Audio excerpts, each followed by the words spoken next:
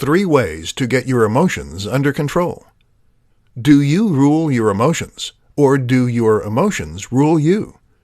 Many of us feel instinctively that our emotions come from the way we feel. You've had a hard day, and so now you are thinking bad thoughts. Those bad thoughts are then making you feel unhappy. But have you ever thought that the opposite might be true? That you might be having bad thoughts because you are in a bad mood? That maybe this is what made your day bad? Either way, being able to control your emotions is crucial if you want to be as effective as you can be, maintain the respect of others, and generally perform your very best.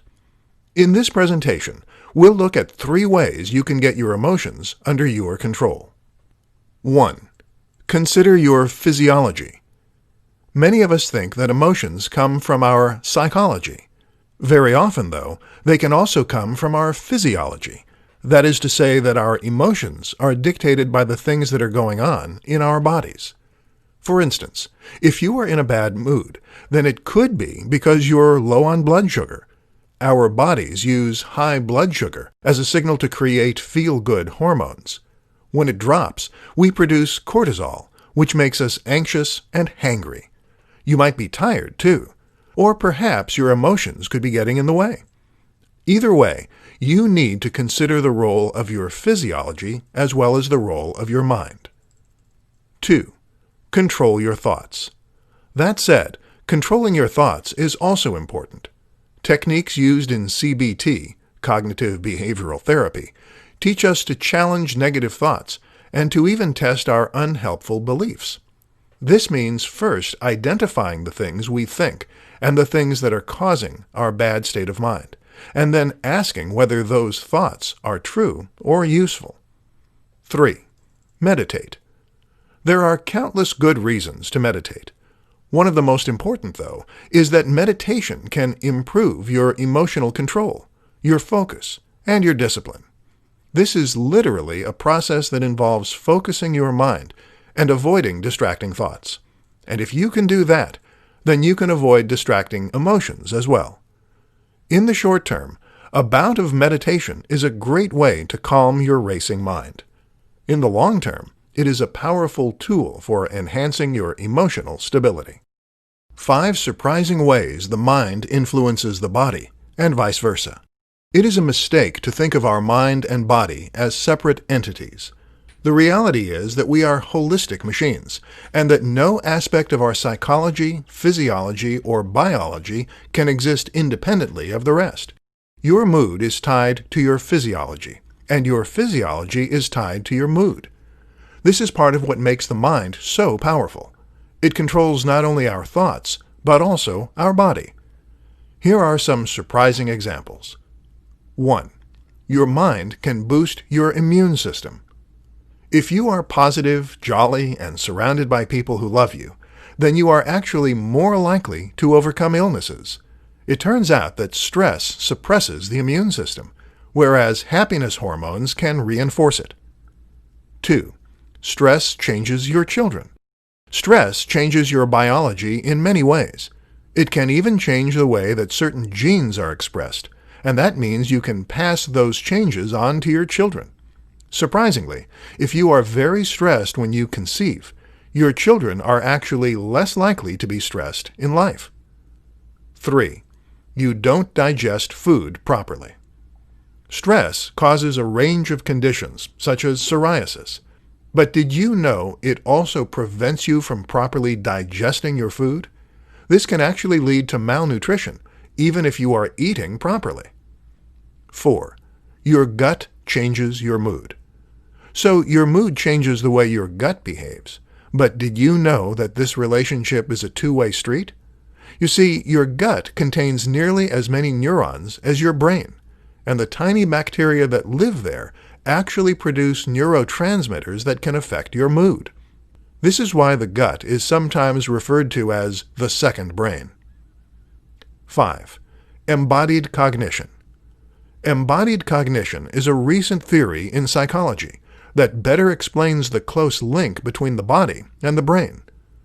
Previously, it was thought that the brain had its own internal language. This was sometimes referred to as mentalese. The idea was that whenever someone said something to you, your brain would translate that into mentalese so that you could understand it. But now it is thought that the way the brain understands things is by visualizing those things. And that happens by lighting up areas in the brain as though you were doing those things. So if I told you about a walk I took through the woods, you might visualize yourself walking through the woods. Perhaps feel the wind on your neck and the leaves crunching underfoot. The brain doesn't work without the body, and vice versa. 5 tricks to eliminate procrastination and maintain focus. Getting what you want out of life often comes down to something very simple: sustained effort.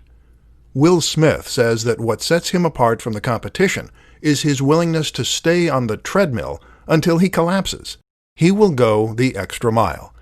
You hear similar stories in every other industry and among every other highly successful and driven individual.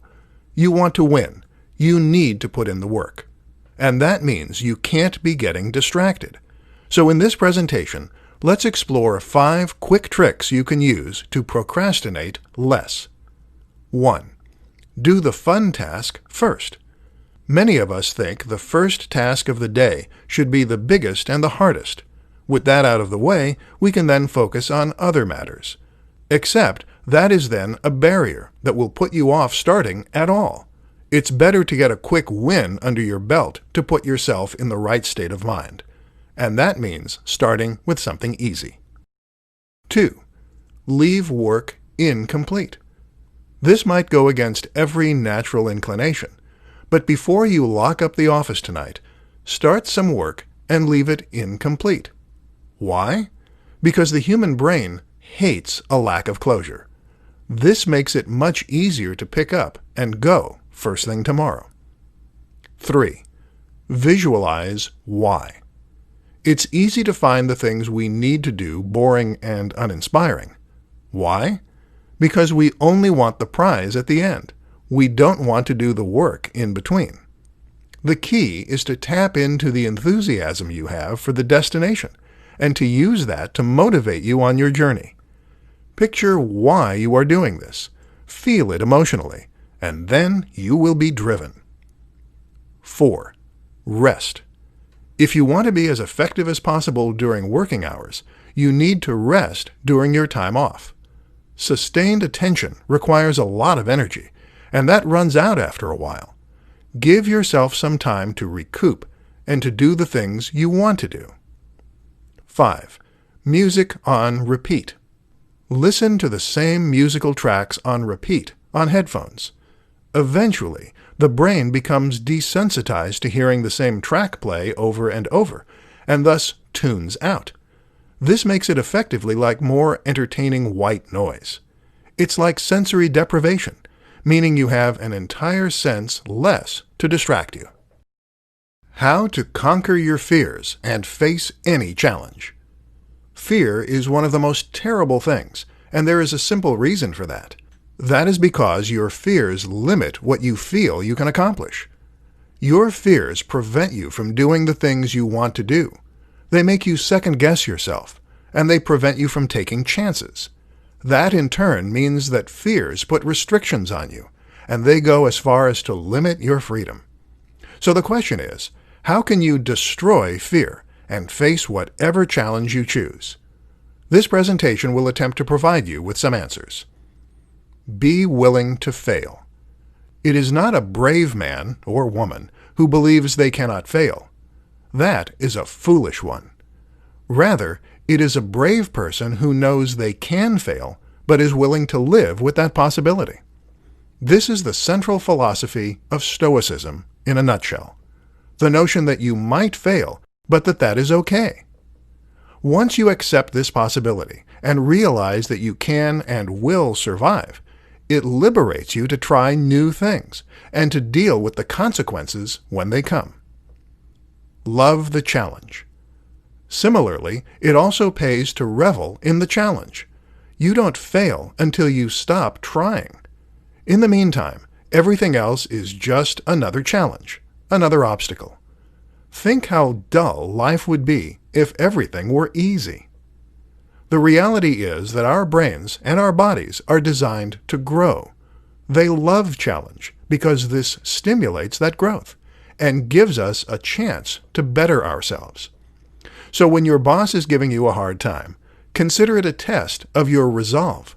When you are struggling with debt, think of it as a challenge to earn the money you need fast. Face your fears. Tim Ferriss describes a process that allows a person to come to terms with their fears and to face them. This is called fear setting, and it involves writing down all the things you are afraid of on a piece of paper, and then writing down how you deal with each scenario and what the worst outcome of each case would be. So, if you are afraid of changing jobs, then maybe your fear stems from the fact that you might not like the new job, or that you might not be able to do it. But how likely is that really? You managed with the last one. You wouldn't have gotten the job if your employer didn't think you capable. And if that happened, wouldn't you just change jobs again? How to get more from life by changing your mindset. Most of us hold a huge selection of different limiting beliefs. These limiting beliefs pertain to who we are, to the amount of power and influence we have in our lives, and to the way we're supposed to act in the world. And without meaning to sound pro-conspiracy, a lot of this appears to be by design, a byproduct of the modern lifestyle that we have been born into. We grow up having certain beliefs about what is expected of us and who we are meant to be. And because we are never given an alternative view, we tend to just accept those views.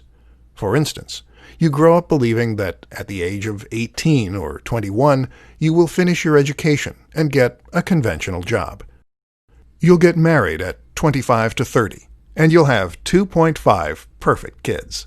What you won't do is run away and join the circus, or decide to work online and to travel the world while you do, or to choose to delay having a family. We are taught to fear all kinds of things. We fear debt. We fear old age. We fear being alone. These fears keep us motivated. They keep us motivated to work those boring 9-to-5 jobs and not to leave work for something more fulfilling. We are taught to want things that we don't really need. How about a big house and a good title, so that you can impress other people? How about a widescreen TV and a huge amount of videos? Let's be honest. You can get all the entertainment you'll ever need from one old computer. And how much money do you really need to go traveling? Why does a title matter? Wouldn't it be more fulfilling to do a small job that you don't care about and to, meanwhile, chase after your dreams in your spare time? No answer is wrong. If you are happy with the conventional view of success, then that is fine.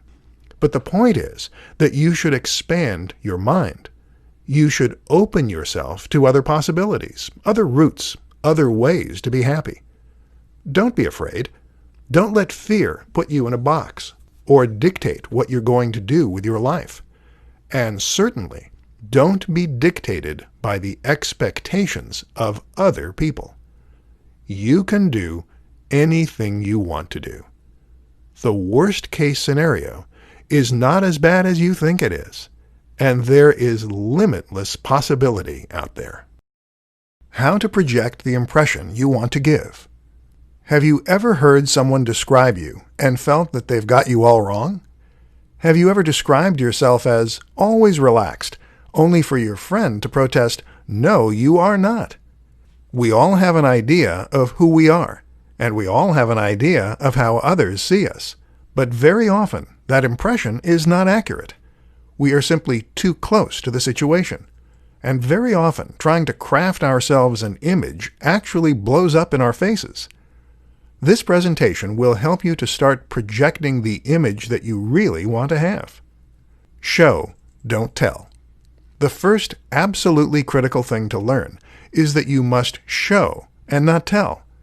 That means that you can't tell people who you are. And in fact, you can't even tell them about all the cool things you've done, hoping that they'll see you in a certain way. All this does is to make you look desperate to please and impress. And desperate probably isn't the impression you're going for. Am I right? The key is to be an interesting, complex, and multifaceted person, and then to simply let others discover that for themselves. The devil is in the details. The other crucial tip is not to try and fake it. We've all been there. We've all tried to project an impression of ourselves as being more aloof or cooler or more athletic or more stylish. Maybe you've changed your whole wardrobe or tried talking in a different voice, but people will be able to tell. Why? Because you'll miss the small details, the tiny factors that people will only pick up on unconsciously, but that will present an incomplete picture. And this brings us on to the last and most important point. Be genuine. The reality is that you will only ever impress others by being yourself. Now, if you're worried that you aren't a very impressive person, if you'd like to be more knowledgeable or more stylish, then the key is not to fake it, but to become it. If you are truly passionate about that change, then invest the time and effort and actually make it a part of who you are. But don't force things that don't come naturally to you. You don't have to be a certain way to impress others. You just have to be good at what you do. You just have to be the best version of you. Focus on that. Develop yourself, and others will start to notice. How to stay calm in any situation. We all know people in our lives who are as cool as cucumbers. These are the people who never seem to get fazed by anything. No matter how the world is crashing down around them, they know just what to say and do, and they act as a calming influence on everyone around them. Then there are the people who get into a flap, who panic, and who shout. Guess who is the more effective in a crisis? Guess who makes the better leader? Guess who people look up to more? So, staying calm in any situation is an incredibly useful skill to have. The question is how you go about overcoming the all-too-human urge to lose it. In this presentation, we'll go over some simple steps you can take to keep your cool. Breathe. The first thing you need to do is to breathe. Recognize that the reason you're panicking is that you have gone into fight or flight. This is your body's physiological response to trouble, and it causes your heart rate to become elevated, your breathing to accelerate, and your mind to race. Not helpful. If you breathe, though, then you can regain your composure and fix your parasympathetic tone. In plain English, you can trigger your rest and digest state, which is the polar opposite of fight or flight. To get into this zone, you're going to use something called belly breathing. Breathe by expanding your gut first, and that way you can fill your lungs more completely, starting at the bottom. Breathe in and out for a count of 3 on each. Take a step back. The next step is to try and get your head in the game by removing your emotional response. You might be scared, worried for a friend, or upset. None of these things will help. So instead, take a step back and try to imagine what someone who wasn't you would do in this situation. What would James Bond do? Assess the situation in a more removed manner, and you'll come up with a better solution. Assess what needs to be done. One of the reasons that many of us become frozen with fear is that we don't want to take responsibility and make matters worse rather than better. To avoid this, quickly identify the worst-case scenario and the best-case scenario. Accept the possibility of the worst-case scenario, but take the steps you need to take to work toward the latter. How to tap into the mindset of the most successful business leaders. How do you become a highly successful business leader? You might think it's impossible, but if you run through your list of objections, then I bet that few of them hold water. You don't have the money? Weren't born with a silver spoon in your mouth? Well, guess what? Neither were half of the biggest CEOs in Silicon Valley. Next. What about technical expertise? Maybe you think you need to know how to program, or you need to know how to build computers. Actually, that can all be outsourced. Even Steve Jobs used Steve Wozniak to handle the tech side of things. No, the only thing missing is their mindset. And if you're making excuses, then that's the first sign that you aren't in the right frame of mind. So what can you do about it? The first thing I want you to do is to take responsibility and to decide what you want. Where do you want to be? What do you want to accomplish? What are you passionate about? It is now down to you to accomplish that and make it happen. No one is going to hand it to you on a plate. Something that Tim Ferriss says is that you should look at the two worst outcomes. What's the worst outcome of going after your dream job, and what's the worst outcome of not? The worst case scenario, if you set up your passionate business, is that it goes wrong. It crashes and burns, and you lose money and perhaps a little bit of face. But if you don't go after it, the worst case scenario is that you stay stuck in the same job forever. You never challenge yourself, never stretch yourself, and never find out what you could have done with your life.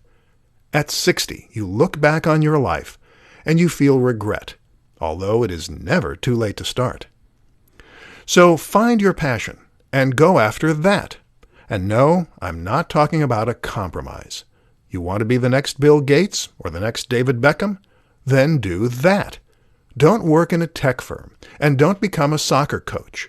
Go for the gold, because it's only when you are working toward your passion and your true goal that your body, mind, and will be in alignment.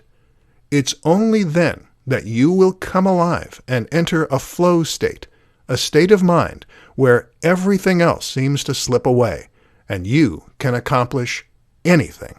How to tap into the power of your emotions. There are a number of science fiction tales that depict societies that have done away with emotion. These people have learned to completely eradicate their basal instincts and become creatures of pure logic. The idea?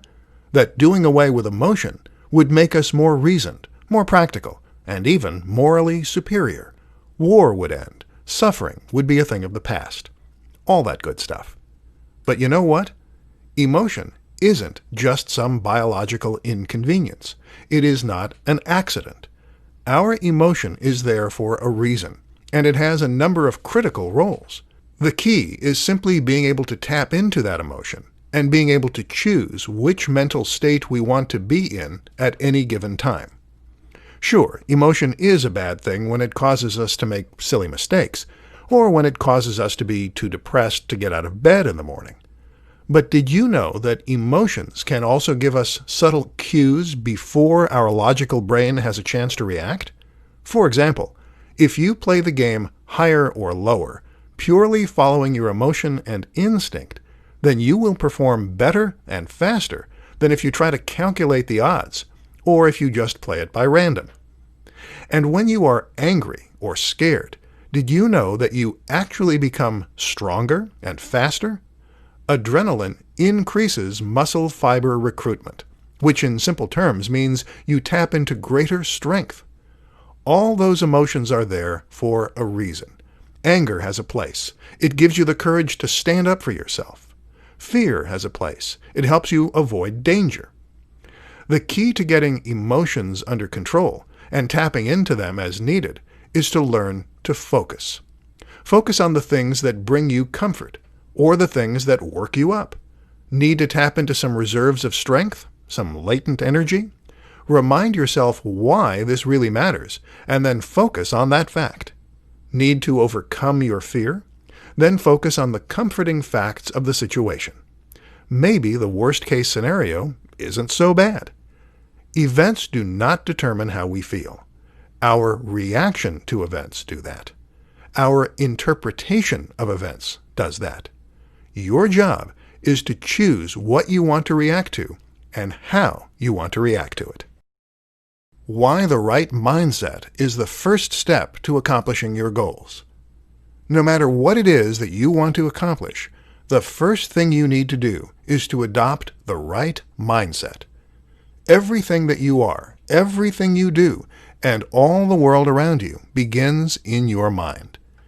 If you change the way your mind works, then this will have a ripple effect in every facet of your life. When it comes to accomplishing your goals, the most important thing is that you have passion, dedication, drive, motivation, determination, vision. In fact, accomplishing goals is not hard. All you need to do is to identify what it is you want, come up with a strategy to get there, and then work tirelessly and unceasingly until you start to see the results you want. No, it really is that easy. Problem is, a lot of people get confused along the way.